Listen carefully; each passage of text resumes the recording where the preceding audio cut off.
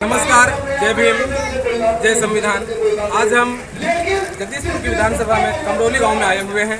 आज यहाँ पर हमारे संविधान निर्माता डॉक्टर बी.आर. अम्बेडकर जी के आज मूर्ति का अनावरण था, प्रतिमा का अनावरण था यहाँ पर आज। और इस उद्देश्य से आए हैं कि आज यहाँ पर कुछ मुद्दे हैं, वो मुद्दे हम लोगों के बीच में रखेंगे और उनसे उनका क्या रिएक्शन है वो भी जानने की कोशिश करेंगे।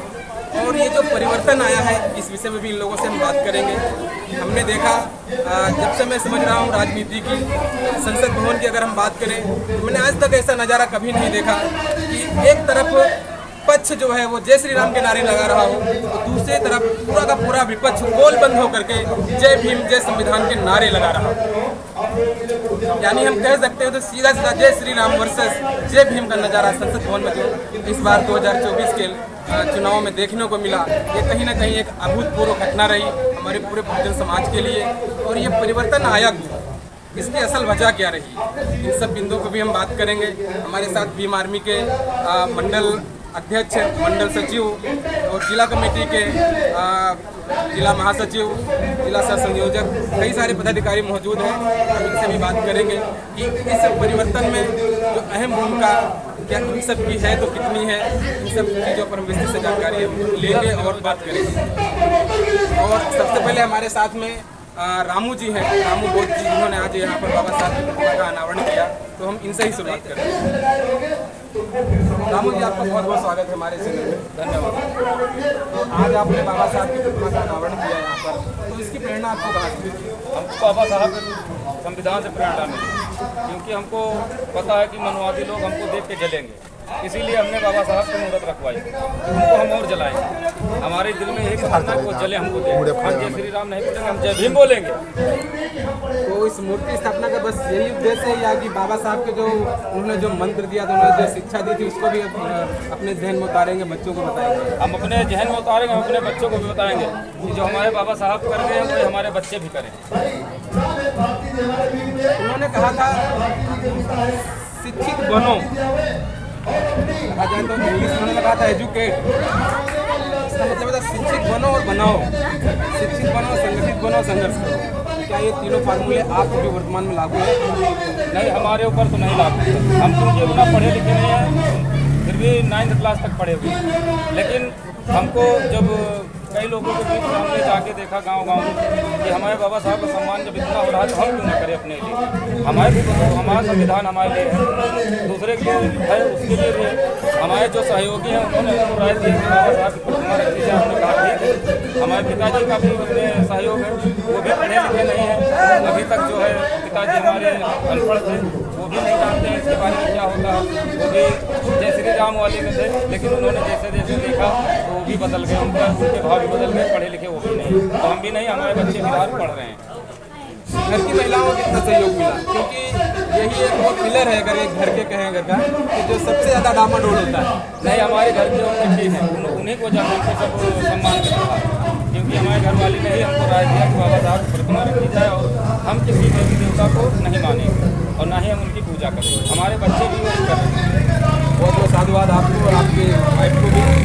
हमारे साथ में इस वक्त भीम आर्मी के मंडल अध्यक्ष अरुण शास्त्री जी मौजूद हैं।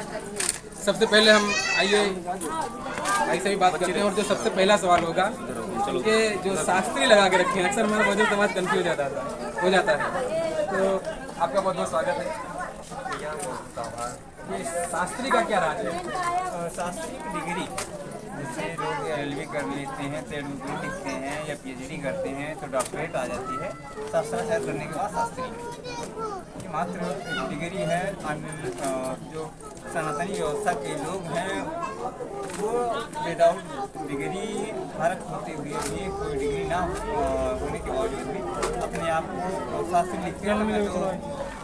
तो बाबा साहब की बदौलत लिख रहा हूँ और लिखूँगा। शास्त्री टाइटल लगाने के लिए कभी असहज महसूस हुआ आपको? नहीं, असहज महसूस नहीं हुआ। हाँ, लोगों में कंफ्यूजन ये हुआ कि ये कहीं सनातनी तो नहीं है या समान तो नहीं, ये अक्सर लोगों के जहन में आता है।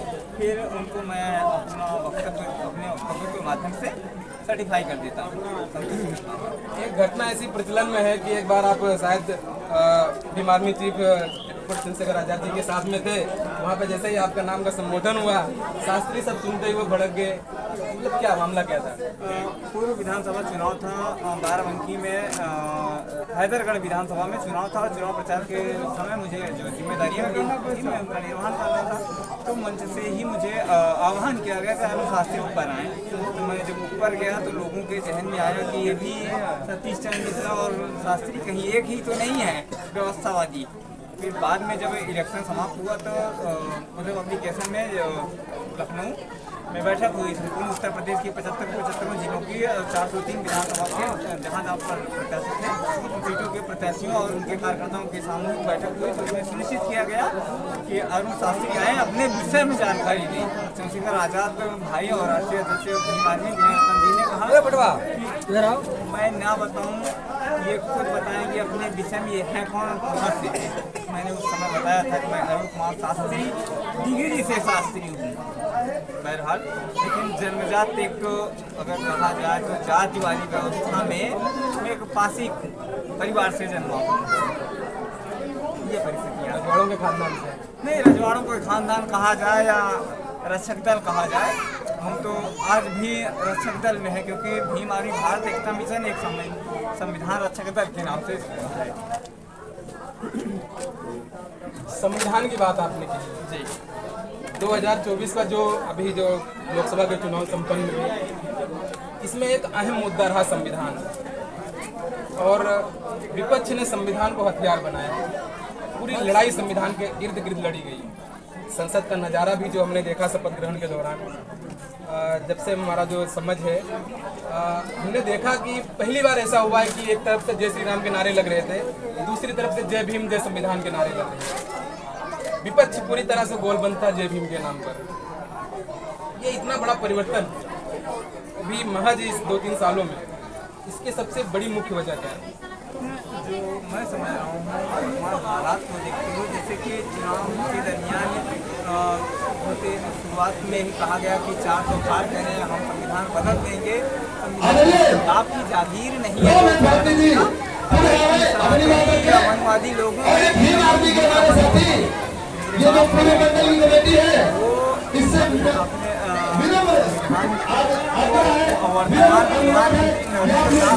मोदी अपने आप को या का या अति पिछड़ा बेटा बताते हैं, जिन्हें कभी किसी ने पूछा तक नहीं कि हो कहाँ से हो, किसी ने नहीं पूछा। ऐसे ही पूर्व में इन्होंने एक वक्तव्य दिया था वाराणसी में, कहा था मुझे माँ ने बुलाया है। अब माँ ने अगर इसको बुलाया है तो क्या वहाँ के शरणार्थी जो वहाँ के हैं, वहाँ के मूल निवासी हैं, उनको किसी ने बुलाया? ये तो गुजराती हैं, ये आए हैं और देश बेचने के लिए। और आपने देखा होगा समीकरण के तौर पर कि आए दिन आगामी मतलब क्या देश वही हो गया, देश का हिस्सा है गुजरात के अगर राज्य, ये कहने का तात्पर्य है क्योंकि उत्तर प्रदेश ने पीएम और सीएम दोनों ही दिए हैं, चाहे पूर्व प्रधानमंत्री इंदिरा गांधी या राजीव गांधी, संजय गांधी का दफा देखा जाए या वर्तमान में देखा जाए उत्तर प्रदेश में अब चाहे प्रधानमंत्री है चाहे उत्तर प्रदेश का मुख्यमंत्री है। ये है वर्तमान राज्य का। और आपने जिक्र किया कि संविधान के इर्द गिर्द ही रहा, तो संविधान के शपथ समारोह चल रहा था, तो आपने देखा होगा जब जय श्री राम के नारे हो रहे थे उधर प्रथम सीट पर उठकर आए थे। जिनकी बदौलत जिनकी उनको हरा कहा जाता है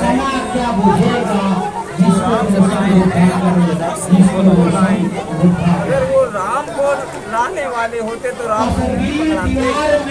अब उनको ये नहीं समझ है नहीं लाया है, ये बेकार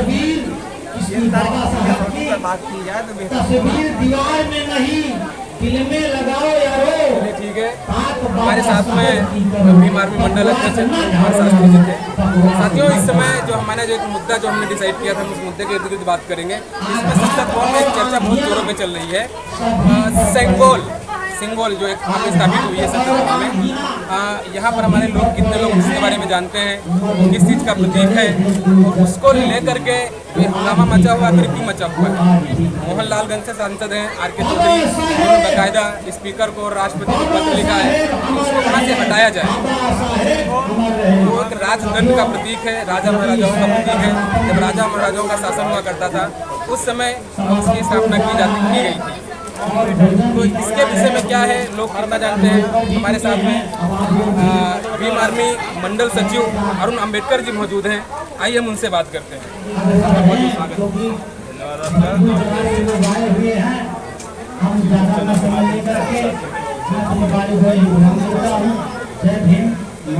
आपको क्या लगता है आर.के. चौधरी जी ने जिस तरह से मांग की है कि संसद भवन से सिंगोल यानी जो राजदंड है उसे हटाया जाए और उसकी जगह पर संविधान की प्रति लगाई जाए, कितना जायज है और क्यों जायज है? ये बहुत सिंगोल के बारे में आप बात कर रहे हैं, ये राजतंत्र का एक सिंबल है और इस संविधान की प्रति लगाने की बात हो रही है। आपको पता है संविधान क्या है, इससे अभी आपने बात की जितने भी अधिकार हैं या जो भी आज और जय श्री राम का नारा लगा रहे हैं, अगर आप जय श्री राम का नारा लगा रहे हैं ना तो हमारे बाबा साहब के संविधान में दिया है आपको जो भी नारा लगा रहे हैं वो बाबा साहब। तो यहाँ पे बाबा साहब ने कहा था जब संविधान दिया था, भेंट किया था बाबा साहब ने सभी लोगों को, तब बाबा साहब ने कहा था कि आज से हमने रानी के पेट को चीर दिया है, अब रानी के पेट से राजा नहीं पैदा होगा। अब जो संविधान है, जो वोट का अधिकार है, जो बैलेट पेपर है, यहाँ से राजा चुने जाएंगे। तो इसलिए राजतंत्र ना हो तो लोकतंत्र होना चाहिए और सबसे ज़्यादा वो रहता संविधान को होना चाहिए। मोदी जी कह रहे हैं जो सिंगोल स्थापित हुआ है ये तमिल संस्कृति की पहचान है और इसका मतलब होता है न्याय करना। तो क्या भाई साहब संविधान का जो प्रतीक है, जो संविधान सीधा है, उसका क्या प्रतीक? वो न्याय का प्रतीक नहीं है।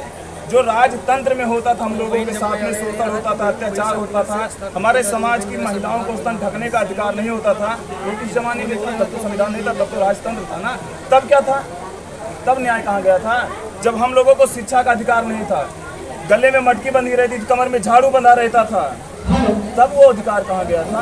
तब न्याय कहाँ गया था? जब हमें तालाब में पानी पीने का अधिकार नहीं था, तब तुम्हारा न्याय कहाँ गया था? तब वो न्याय का प्रतीक नहीं था। जब से संविधान लागू हुआ है, इसको समझिए ये न्याय का प्रतीक है। इसने हमें अधिकार दिया है, किसी राजतंत्र ने, किसी राजा ने अधिकार नहीं दिया है। इसलिए मैं फिर से कहूँगा सबसे ज़्यादा वो रहता संविधान। तो हमारे साथ अरुण अंबेडकर जी थे और इन्होंने स्पष्ट शब्दों में बताया कि आर.के. चौधरी जी ने जो मांग रखी है कि संसद भवन से सिंगोल यानी कि राजदंड को हटाया जाए, और क्यों हटाया जाए। तर्क इनका जो था जाहिर सी बात है एक तर्कपूर्ण और तथ्यात्मक था। ऐसा वास्तव में है जब राजदंड की प्रथा थी उस समय हमारा जो बहुजन समाज था, जो दलित समाज था, इसकी महिलाएं तक को प्रताड़ित किया जाता था, पुरुषों को जानवरों से बदतर रखा जाता था। कहा जाए तो हमारे बहुजन समाज से कहीं बेहतर जानवरों की स्थिति हुआ करती थी। उस समय तो ये राजदंड था, क्या इसके थ्रू क्या न्याय मिलता था हमारे समाज को? जब उस समय न्याय नहीं मिलता था तो अगर ये वास्तव में अगर ये अभी यहाँ पर रखा है तो किसके लिए न्याय का प्रतीक है? जाहिर तौर पर ये हमारे बहुजन समाज के लिए तो न्याय का प्रतीक नहीं है और शायद यही एक मुख्य वजह रही जिस वजह से आर.के. चौधरी ने वहाँ से संसद भवन से उस सिंगोल यानी राजदंड को हटाने की मांग की। सबसे अच्छी बात ये रही कि पूरा विपक्ष इस मुद्दे को लेकर के गोलबंद और लामबंद हो रहा है, क्योंकि आज़ादी के बाद जब ये सिंगोल प्रधानमंत्री नेहरू को दिया गया तो उन्होंने इसको म्यूजियम में रखा दिया था। नेहरू चाहते तो वो भी इसको संसद भवन में रखा सकते थे, लेकिन वो जानते थे क्योंकि उस समय बाबा साहब थे और उसका वो विरोध करते, इसलिए उन्होंने नहीं रखाया था। कहीं ना कहीं बीजेपी की जो 400 पार की नीति थी वो इसी के थी कि हमें राजतंत्र लागू करना है, तानाशाही लागू करना है, लोकतंत्र को खत्म करना है, जिसमें उत्तर प्रदेश की जनता ने एक अहम भूमिका निभाई। और मैं बतौर अपने इस चैनल के माध्यम से मैं कहना चाहूँगा और अपनी इस भाषा के साथ में हमारी बहुजन समाज की बिटिया है, बिग बॉस में गई है, उसको भी मैं सपोर्ट करना चाहूँगा, शिवानी कुमारी को। और क्योंकि वो देहाती भाषा में बोलती हैं तो मैं इसमें कुछ देहाती भाषा में मैं भी बोलना चाहूँगा। भैया उत्तर प्रदेश के जनता जौनी तरह से मोदी जी का सबक सिखाइश है दोनों तरफ कहीं नाम 400 पार कहीं लेवे जनता समझ गए रहा है कि अगर 400 पार गए तो बहुजन समाज खातिर का ठीक नहीं ना। तो उनका ये सबक सिखाइस भैया हुई तो या जो संगोल जो राजदंड है जौनी तरह से धूमधाम से पूरी ताम झाम के साथ में संसद भवन में स्थापित की है वही के मुताबिक उनका जिंदगी भर याद रखेगा रहा। लेकिन जब अब की तीसरी बार शपथ लिए गए तो एक भुलाए गए कि राजदंड में स्थापित किए हैं और भैया भी संविधान के आगे मुहे का बल्ला फाट पड़े नकुना रगड़ डाइन संविधान के आगे चूम चाट सब डाइन संविधान का। आप समझ लियो देश की जनता का बहुत बहुत एक खातिर आभार है। इस धरती में हम आज क्या खड़े हैं ना कमरौली यहाँ के तीनों बूथन पर 200 के वो पार नहीं पहुंच पाई बीजेपी। 137 वोट एक बूथ पर 136 एक पर कुछ शायद 50 के आसपास है एक पर 100 की जनता का हम धन्यवाद करी थे बहुत बढ़िया सबक सिखाइन मोदी जी का उनका बता दीन कि संविधान का बदले की बात करी हो लोकतंत्र का खत्म करे के बात करी हो हमारी इज्जत बता दी इनका अगली बार पतलून खोल दी। तो बहुत बहुत धन्यवाद।